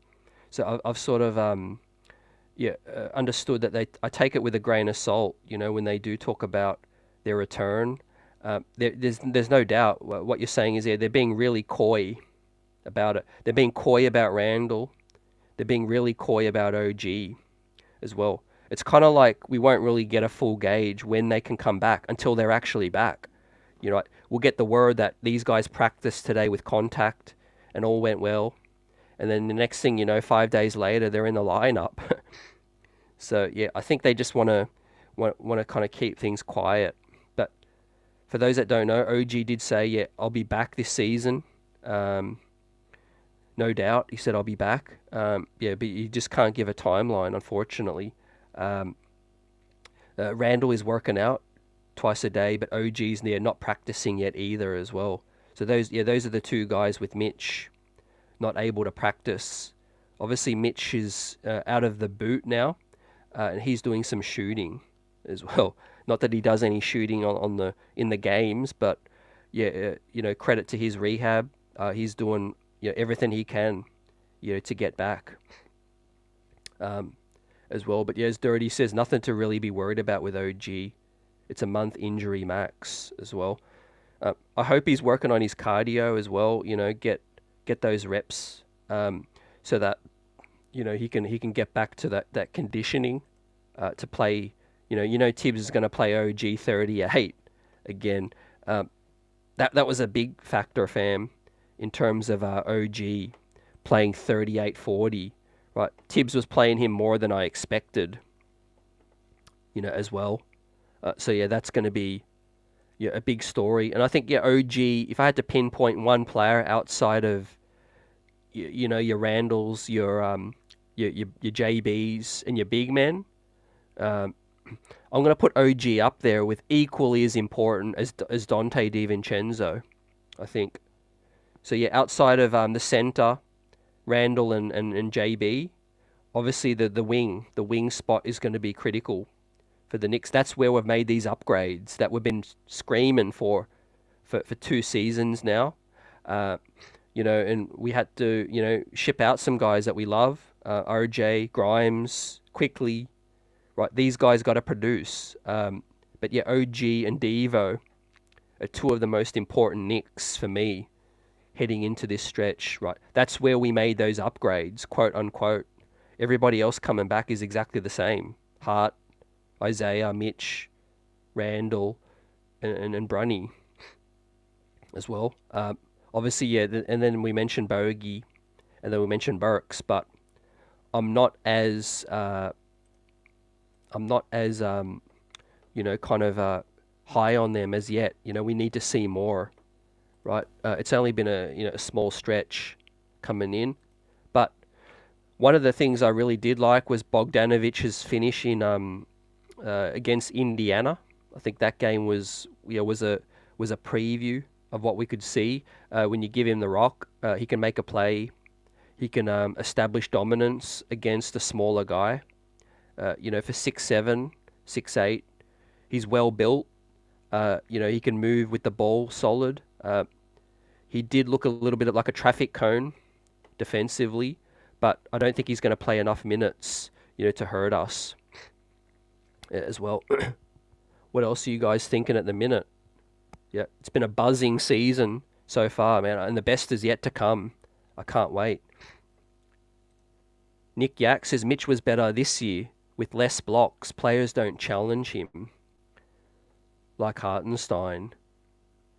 Yeah, I feel like with those two, right, that just takes the ceiling of our team to another level. With one of those guys playing 30 plus minutes, we're very, very good. But with both of them, man, it's like 48 minutes of rim protection as well.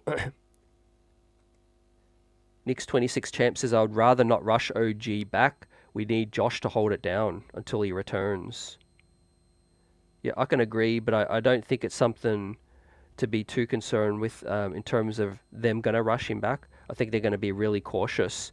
But I think Julius Randle will be the last guy to return, or the second to last guy to return. Mitchell Robinson might be the last. For those that you don't know, we obviously have 27 games left. We have 9 games left in April as well. I think by the 24th of March, there's like 13 games remaining.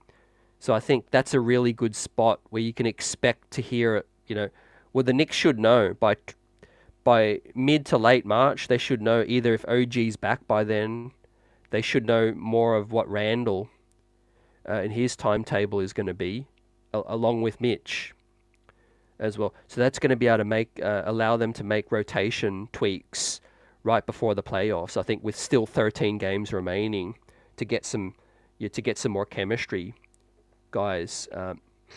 Which is good. I think that's going to give us that chance, to figure things out.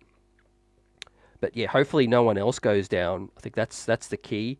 Hopefully Thibs doesn't overplay guys. So let's look at Thursday. Let's look at the rotation. Burks off the bench, Deuce, Hart, Bogey, and then you got Precious. So without OG, without Randall, I expect DiVincenzo. He's going to come straight in to the 2 spot. I expect him to start Hart at the 3 again. And then at the 4, I expect Precious. So it'll be, Brunny, DiVincenzo, Hart, Precious, and Isaiah. I think Isaiah will probably come straight back in. He's had a week to rest, more than a week to rest the Achilles. And then you've got Deuce, Burks, and Bogey off your bench as well. 8-man, And then you got Jericho. Is he the ninth man? I don't know, man. He might. Wouldn't it be funny? Straight off All Star, he goes 8 men with Deuce, Burks, and Bogey off the bench, and he staggers the minutes between Precious and Isaiah. I would love him to go 9 at least. Play some Sims. I think that's going to be key. Yep, Bogdanovic. He's big. He's a big dude. Pause. Yeah, but look, the shooting is what he's brought in to do, man. The experience, the playmaking, a little bit. It doesn't hurt to be a shooter, but to be able to take your man off the dribble. I think everybody knows, Bogey is not just a shooter that you can just disrespect, and just try to run off the 3-point line, right? If you run Bogey off the 3-point line, he's going to make you pay as well. He can do it in the mid range. He can facilitate as well. But yeah, he can post up, which I really like. Now, we've got some decisions to make too. We've got a huge draft night coming up, I feel, with a big summer, regardless of what happens, in the playoffs. I've always got one eye on the future and what's going to happen. Right, Isaiah Hartenstein, we can only go up to 150% of his current salary, and I think there's going to be a lot of teams interested. Precious Achiuwa, he needs to be retained as well. I like the job the Knicks have been doing, retaining guys. So I've got trust that they'll keep Precious on a solid deal. Obviously they got the Deuce McBride deal done, and that was a great contract. Alec Burks is a free agent. I'm happy to let him walk. Obviously, we'll see what happens in the playoffs, but yeah, we need to keep Bogdanovic because he's at big expiring salary, $20 million. If we retain him, we can ship him out in a blockbuster deal, as well as he's a very useful role player. He's the more useful of the two, in terms of other teams. But yeah, Alec Burks' deal is coming off the books. The Knicks will have at least 2 first-round draft picks in this current draft as well. They've got to decide what they're going to do with those spots, right? They need the roster spots to make those make those picks. Could that preview the fact that the Knicks are more likely to trade those picks in a big deal? Whatever it is, the timeline is really moving towards the Knicks are just going to go all in this offseason, right? Whoever it is that's available, I think, provided the Knicks don't win the NBA championship this season, which I'm not going to rule out, man. I'd love to be sitting here celebrating in June, but yeah, if the Knicks don't win the chip, it's all eyes are going to be on next season and making sure we have that the maximum possible chance. I think the pieces for the future were brought in, Bogdanovic and OG, I think, but Precious Achiuwa has really been that pleasant surprise, and I think he's made himself a keeper now. Moving forward, he's young, he's versatile. He can play 4, he can play 5, he can play big minutes like we're seeing, man. Thibs, Thibs loves that, man. Yeah, Precious, he could play 48 if you want him to, man. He seems to be happy about it as well. What a change for him. In Toronto, not even playing as much. Now he's like a huge piece on the 4th seed. It's going to be interesting to see what we can offer iHeart. Around the 14 milli should be enough if he wants to really play for the team. Yeah, he wants to stay. Outside of possible blockbusters and all that, that would be my number one to-do list on the off season, man. Do whatever it takes to retain Isaiah Hartenstein, man. We've seen it in a big sample, but he's one of the most important Knicks now. With the future of Mitchell Robinson's injury, you just never know with a big man. When healthy, I still have Mitchell Robinson as the starting big man, but serious thought needs to be given to Isaiah being a starter as well. But yeah, my opinion is you just keep both, because you can almost bet that one of them is going to be down at one point, in the season. Unfortunately, Isaiah's always got the Achilles stuff flaring up, and then of course we know Mitch does pick up an injury or two every season. So people say, oh, let's trade Mitch, and I think, the Knicks, will definitely not rule anything out, but it makes more sense to keep Mitch because his contract is really friendly. It's 14, 14, and then it's 12, which is basically the mid-level or below, right? You talk to any team in the NBA, they would pay the mid-level or less to keep Mitchell Robinson, right? It's not even a debate, and you just never know, right? Fast forward to next season, we might be sitting here and Mitch is fully healthy for 75 games.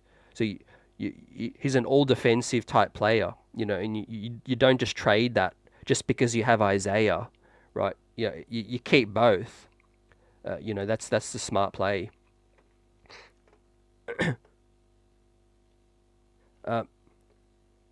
With Precious, I'm not sure the number, as Jerry says he's making 4 mil.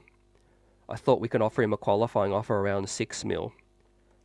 For Precious, yeah, I'll do some background on that.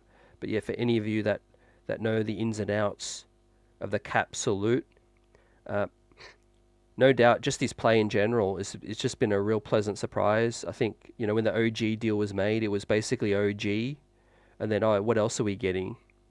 Yeah, but yeah, we don't win some of these games without Precious as well. But yeah, he really fits the culture.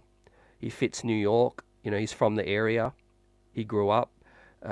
Yeah, he fits Thibs. The ruggedness, durability, rebounding has been really solid. Yeah, I've been really pleasantly surprised. But I think Precious can actually go to another level as well.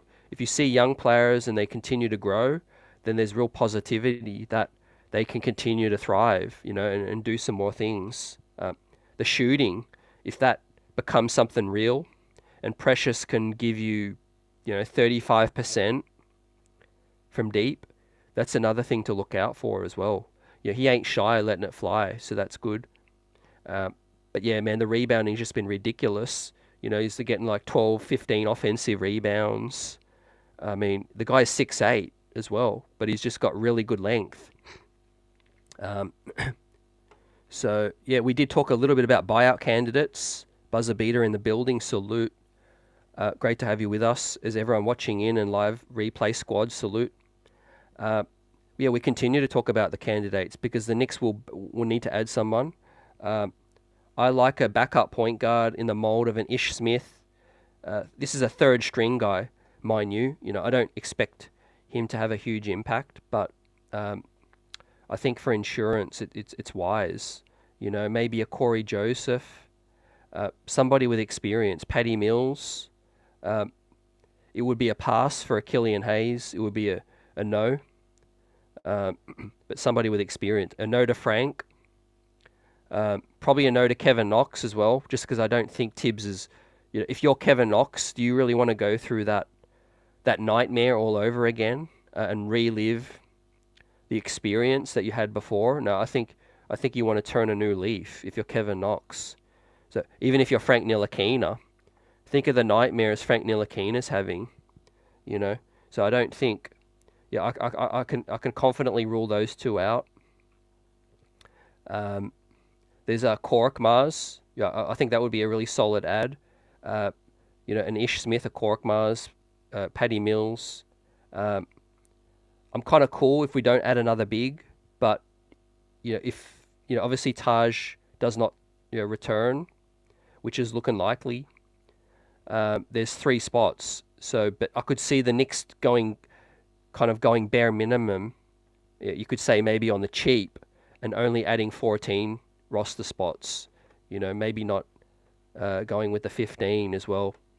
See, the one thing I've learned about the Knicks in the front office is that they really value the locker room, the harmony, the chemistry, the dynamics, the personalities, all of those things. They really look at that, and they say, okay, talent aside, what's going to happen if we add this ingredient into the mix, you know? Because he could be playing with fire, you know? Does this veteran come in here and he wants to play?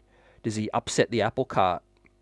Does he, shake things up a little bit, right? And there's already enough guys that are sitting there going, okay, where are my minutes going to come, when the playoffs hit, right? Deuce McBride might get a little upset if he doesn't play much, Not saying he's going to be discontent or nothing, but, he might quietly be, not happy. Precious Achiuwa, right? He might go from playing 30 minutes down to playing 9 minutes. So if you add another big, I think it's going to be somebody that has to understand that they're not gonna play much. If a Robin Lopez is cool with just coming in here and just sitting, and be insurance, I'm cool with that. And another veteran big, who Thibs likes, I can understand. But yeah, what I mean is I think the Knicks are just going to be extremely careful with whoever they bring in. Hence the reason they have not brought in anybody yet, right? It might be the end of the roster to us, but it's quite important for them. And I think, as Buzzabita says, as Dirty Dancer said it before as well, with the G League prospect, I could see that being likely. Fam. In fact, I think I've got this. I think I might still have this up on the screen. Before I had the quote from Ian Begley's article last time, fam. It was talking about the Knicks' preference is to elevate somebody from Westchester, basically, which is it's the safe thing to do, which is a little bit of a cop out. I'm not going to lie. I think again the Knicks just want to be really careful with bringing anybody in. It's basically them admitting that okay, anyone we bring in is not going to play, so we're just going to bring in Westchester guys. That's it, basically. I don't agree with it. I'm not going to get really upset about it, but I don't agree. I think if you're all about business and you really want to make a deep playoff run, if a Mook Morris is there, if a Robin Lopez is there, you add them. You add them to the roster because you just never know. You want to go 4 rounds in the playoffs, right? Guys are going to be banged up. Guys are going to play big minutes. Knock on wood, a guy might miss games, and then suddenly you're needing to call on the depth, and then most importantly, your rival might pick up a guy, right? Like Joe mentioned today in the show earlier. One of the biggest buyout pickups was Kevin Love, with the Heat, and he was a huge impact for them. Of course, they beat the Knicks. They made the NBA Finals with Kevin Love. So yeah, you got to respect these buyout guys, the veteran experience. That's what I would do, personally. But yeah, they will be a Thibs guy, like you said. So, I want to keep Precious 100%. But yeah, if it gets too crazy, then obviously, we're gonna have to, we're gonna have to pass because, we're really at a serious cap point where, we're going to be extending Brunson, we're going to be extending Randle most likely.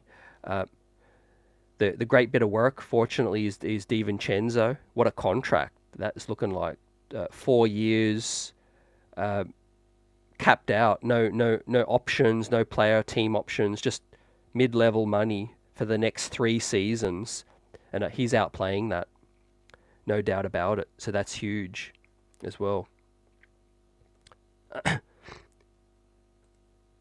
Our guy Jake Toppin, man, he was straight robbed. Absolutely, yeah, man, buzzer. Like the Knicks were robbed in Houston against the Rockets, but yeah, that dunk contest is a joke right now. Talk about they want to complain that the All-Star doesn't have the same buzz. Yeah, well they're contributing, to that, as well. Everything's there for them to make it a better event, but they just continue to bring these old head judges, these cynical guys on TNT, right? I get they're funny sometimes, they make some, jokes, all of that, But let's be real, they're not serious about the growth of the game and the young, the young blood coming up. It's always about them. If you hear Shaquille O'Neal talk, it's all about him. Yeah, I wasn't familiar with his game, all of those things, but he's paid to analyze the game, right? Give it respect. It was like a year or two ago, he was like talking down on Julius Randle, saying, I didn't know he had game like that. Things like that. Half of them don't even watch Jalen Brunson play. Right. It's only when he became an all-star that they started to give Jalen Brunson some shine. And now he's the in thing. But 6 months ago, he wasn't ish to people, outside of the circles, as well. So, I think a lot needs to be done with these old heads, man. Simple things like making the judges different, would have made that a better, imagine if, if young retired players were the judges, players that just finished in the league, like Carmelo Anthony, Boogie Cousins, these guys. Imagine if these guys were the judges. They would have recognized that what's a good dunk, and they would have given it some fresh blood,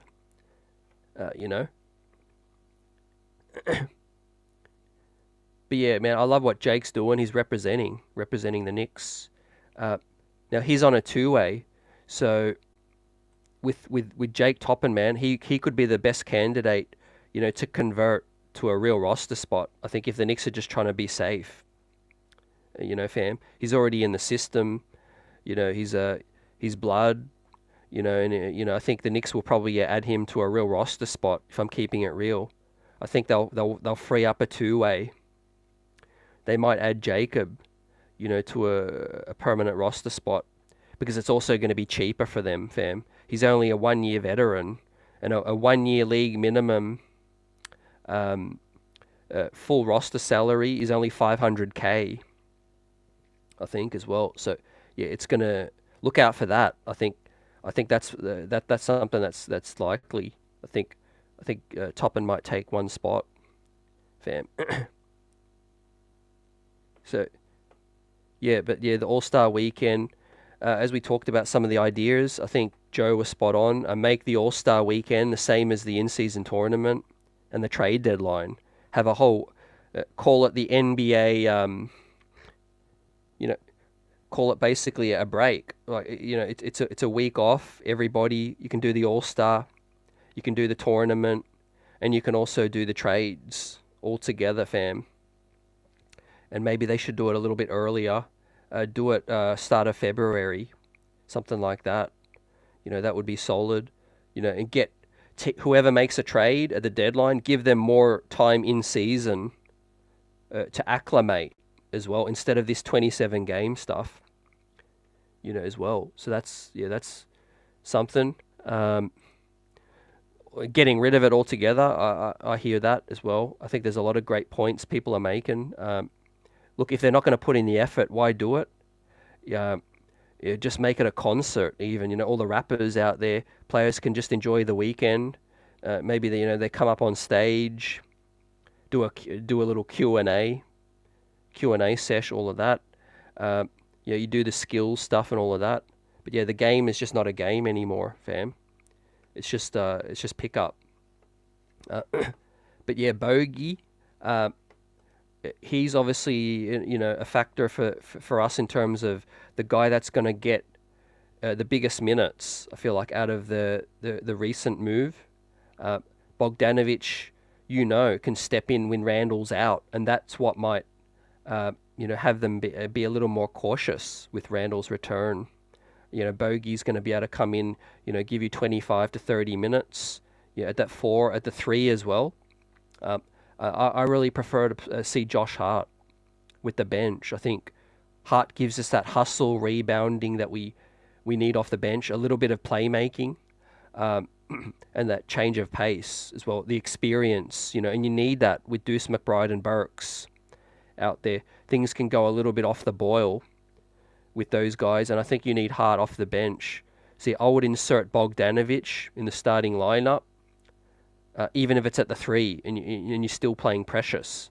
But And I really want to keep Alec Burks' minutes down to like 15 at most off the bench.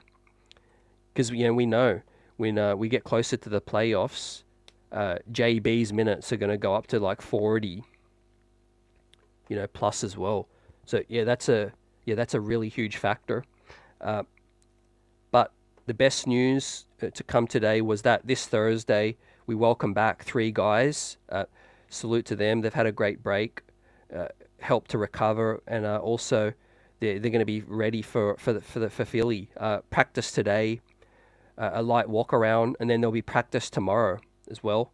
And then it'll be business resumes in Philly, and then we play Boston.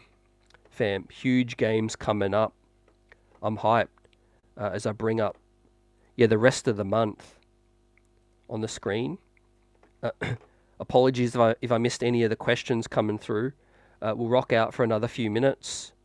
Let us know if you want something answered. But more content to come. You know where to find me. We're going to be back Thursday, post-game live, post-game, more guests coming through for the rest of the season. It was great talking to the one and only Joe Vardon of The Athletic. Covers the wider NBA. He'll be in Paris covering the FIBA Olympics, dropping great content. And also he covers Cleveland as well. He's basically in the Cleveland market as well. And as I talked about, I think we might see them in the playoffs at some point. They're definitely in the top 3 best teams, right? I've got Cleveland now ahead of Philly and ahead of the Bucks, because the Bucks are a bomb just waiting to detonate right now with Giannis, Damian Lillard. They brought in Danilo Gallinari as a buyout guy. I don't think he's going to help them. They've already got some shooters, Malik Beasley, Jay Crowder. Why are they bringing in Danilo for as well? But we'll see, man. They made their bed. They have to lay in it now. Dame, Giannis, but Chris Middleton has really fallen off. So we'll give some predictions, man. I think Philly is a win. Boston is a toss of a coin. It's at home. It's going to obviously depend on how the rotation looks as well. Is Devo, is iHeart all good? Do they play the second game back? Obviously, and then Detroit on the road, and then the Pelicans at home back-to-back, and then Golden State at home as well, which is great as well. So we finished the month with some really winnable games, man. I think we can go 4-1. 3-2 at worst would be solid still. 3-2, 4-1. A chance to go 5-0. I think the Boston game at home is going to be a feeling out process as well, man. As I see Kenny Payne in the building, salute. We won't lose another game all year. Salute. I'm feeling that. Bring the vibes, fam. Buzzer Beater with a great super chat question. Appreciate you as always. Rocking out. On the streets are buzzing. Got the streets buzzing. When everyone's healthy, where does Chewy fit with the Knicks? Let's bring up the screen, man. The graphic. I'm a visual guy. I need to see. I need to map it out, man, because it's such a great question. Firstly, where does he fit? He fits in the rotation, right? He's a guy that has to play, even if it means you shrink someone else's minutes a little. And I said this with Coach Nick B-Ball Breakdown. I said this on that show last week. I think Precious Achiuwa could steal minutes from Bogdanovic. I think he might steal all of the minutes. I would not rule that out. I'm just trying to go off what Thibs is all about. Thibs, we've seen enough of Thibs over like 4 years for me to predict, what he's going to go with. And I think he loves Precious. He loves rebounding. So I think Precious fits in to anywhere that's a 9-man rotation. 8-man rotation, it's a 50-50 thing, man. So obviously when everyone's healthy, you got the starting on top with Brunson, Devo, OG, Randle, and Isaiah, right? With Mitch back, with everybody healthy, obviously Mitch is the backup 5, right? He's the starting 5 or the backup 5. You have to play Mitch if he's healthy. Then working your way down, then it's Bogey or Precious at the backup 4. But then there's Josh Hart. Burks is in and Deuce is out, right? So basically that's your 8-9 man. So you're basically on the bottom row, the second row. You take Deuce out. Burks is probably going to eat the 10 minutes of the backup, maybe even 8 minutes, because Brunson's probably going to play 40. He's probably going to play 42. So Alec Burks is probably going to get a little bit of the backup 1, the backup 2 spot. Hart will play, and then then it's a battle of Bogey and Precious on any night. And then obviously, then there's Mitch as well. So that's why I said it's either going to be Precious taking some of Bogey's minutes, or you probably take Precious out, and then you play Mitch. So it's going to be basically a battle between Precious and Bogey, between who gets those minutes, fam. But what are you thinking? I think 8-man playoff, is likely. 9-man maybe on some nights. Foul trouble obviously is going to happen in the playoffs. Guys are going to maybe tweak an ankle. It's going to be physical. I think that we will see some activity in the rotation, in the playoffs. But just simplifying things, I think a 9-man means Deuce is out. Obviously, if Mitch is back, then it's Precious or Bogey out. Right, he's going to play Hart. We know that, and he's going to play Alec Burks because he basically has to. So it's going to be interesting. But I hope we use our depth to our advantage, fam. Dirty says situational for Precious. Yeah, so that could be the case. Obviously, depending on what the game needs, if Bogey's going to get some minutes, we'll wait and see. I think the biggest ripple effect to come. We know that OG's kind of trending towards being back soon. The biggest uncertainty and the ripple effect in the whole thing is Julius Randle. Even today with Ian Begley, they haven't ruled out surgery. Now, obviously, as I said, they're very coy. They're choosing their words carefully. They're kind of under-promising so that they can over-deliver. With that said, they're not going to commit to anything with Randle unless he's on the court practicing, and then they can get a better look. So if Randle is out for the start of the playoffs even, that opens up a whole heap of things. Probably going to be OG at the 4, Hart at the 3. I think if Randle is out for the playoffs to start or at any point, I think, as we know, OG being out means Hart is in. But I feel like Precious is done his service, no harm. But playoffs are a different thing. Once again, thanks for the super chat. We've been buzzing for almost 2 hours. I'm ready for Knicks ball, fam, on Thursday night. It goes down in Philly. Don't think they won't remember that 36-point beatdown that the Knicks gave, right? But the difference is no Joel Embiid. Buddy Hield, who I'm not scared of one bit, right? Maxey, Tobias Harris, Kelly Oubre, Nick Batum. They're playing some guys big minutes as well, fam.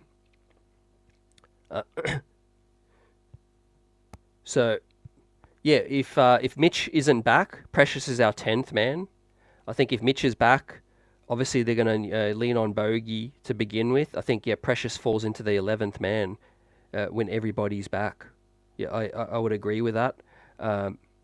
Or if you take Deuce McBride out, then he's obviously the 10th man again. You know. So, or actually, yeah, with Mitch back and Deuce out, he's still the 11th guy. So yeah, I love what he's doing though. The 3-point shooting is something that could be, a real swing skill. But not that I expect him to really, shoot some volume. But it's a good thing when he's confident shooting the open three in the corner because, well, if he hits it at a 35% rate in the playoffs, at least it gives you, more versatility. You can you go those small ball looks, yeah, as well. Uh, Evan Fournier is still with Detroit. Yep, he played. He played well. Hit some shots, man. 13 points in about 15 minutes. So yeah, Evan Fournier, high, stand up. He's playing with Detroit still. He's going to stay. Right. They need some veteran scoring, I think. Look, he fits them actually because they've already got all the young guys possible to play. They need a couple guys that can bring something. That Bogey and Burks did as well. They want to keep playing as well. They want to give those guys some opportunities. So yeah, as the chat's mentioning with Nick Yak, Randle is practicing twice a day. He's making great progress. Still optimistic that Randle's back this regular season, but it's still a wait and see. It's evaluation. With the shoulder, it's sensitive. It's still sore after a dislocation, but also you haven't even taken contact yet, right? Julius is a banger. We can't forget. He likes to be physical, so yeah, it's step by step. He hasn't taken contact yet, but he's working out. Mitch, though, great news. Mitch is out of a boot. He's basically walking and standing on his own, no boot, and shooting shots as well, putting up shots as well. So, as I said, I think Mitch might be the last guy back because I've seen these injuries before where you need an operation. The guy's 7'1". That's a whole lot of weight to be putting on that leg, that foot, right? Especially when he's running up and down. So, yeah, I expect Mitch to be really easing back, especially with Isaiah and Precious here. There might be less urgency in regards to Mitchell Robinson, and obviously Julius Randle, and then OG is the likely one to be back sooner, probably a couple weeks. I'm going to predict. You're right. Big week, and then OG will be again. They'll assess him next week. He's not taking contact yet, but the fact is that they're putting him out there and giving interviews, I think, is a really positive sign. The fact that he's also saying, yeah, no doubt I'll be back this season, is also really positive. Yeah, fam. So, Jerry says you feel like Randle will play this Saturday. I think that would be a real surprise, but I won't rule anything out at this point. Let's see. He's got to get into practice first, I feel. But yeah, Chewy's that Thibs guy, no doubt about it. Look, the depth is a blessing. It's helped us win, a couple games that we really needed to win, and here we are, man, 1.5 back of the Bucks. I expect the Bucks to really struggle for the rest of the season, right? It's one thing when frustrations are there, man. It starts to creep in. It starts to snowball. The pressure starts to mount, and then you got Doc Rivers under the microscope. Now, man, I'm just glad we don't have any disharmony. I mean, yeah, the injuries, it sucks, but Leon Rose, did what he needed to do to get us some extra help. He just has to do a little bit more now. Get a couple veterans in. Yeah, add Jacob Toppin to one of the spots even if you need. And then yeah, man, the positive thing is that Devo is back, and that is huge. Isaiah obviously equally as huge, and then Bogdanovic, right? It's not a serious thing. It's just day to day with the calf. He's going to be back too. He practiced, and it's really good news, fam. As we are. we get ready to wrap this thing up. Great show talking to Joe Vardon of The Athletic and Knicks Nation, right? Predictions now for the rest of the season, right? I said it, 17-10 to get 50 wins. We're on pace, ladies and gentlemen. We'll talk about the games coming up, right, in the next show. Where we at? Maybe we'll go on live on it's basically 2 days from now. We'll be back. So yeah, we might not be on tomorrow, but we'll be back post game on Thursday after Philly, and we'll go through the games. But I do think the Knicks can get that 17-10, 50 wins for the first time since 2013, right? Carmelo Anthony year, where we made noise, second round that year. And I think the roster is better. I'm not going to say it's more durable, but there's more talent, right? We know there was injuries that season, yeah, as well. But look, man, if Mitch gets back too, with Isaiah healthy, right, we're seeing what the defense is capable of. Where OG Anunoby just changed the whole look of this squad. Him and DiVincenzo are two of my most important players for the rest of the season, right? The bench is the bench. It's not going to factor in a whole lot in the postseason. But with our new starting five, with OG and DiVincenzo, I think that takes the team ceiling to possible NBA finals, right? Possible NBA finals. Look, things are going to go right with the East. A lot of matchups. You know, obviously we match up well against Cleveland. I think the Bucks, we've got to see them now with OG. And we match up well against Philly, which we will see. Ladies and gentlemen, thanks for joining me and in the chat tonight. Be well. Peace, health, happiness, blessings. We're getting more healthier, but we're going to get more guys back as well in Knicks land. Right, let's see what happens with Taj, right? He's no longer contracted now. And the Knicks have 3 spots available. Peace. Let's get it on the next one. Salute.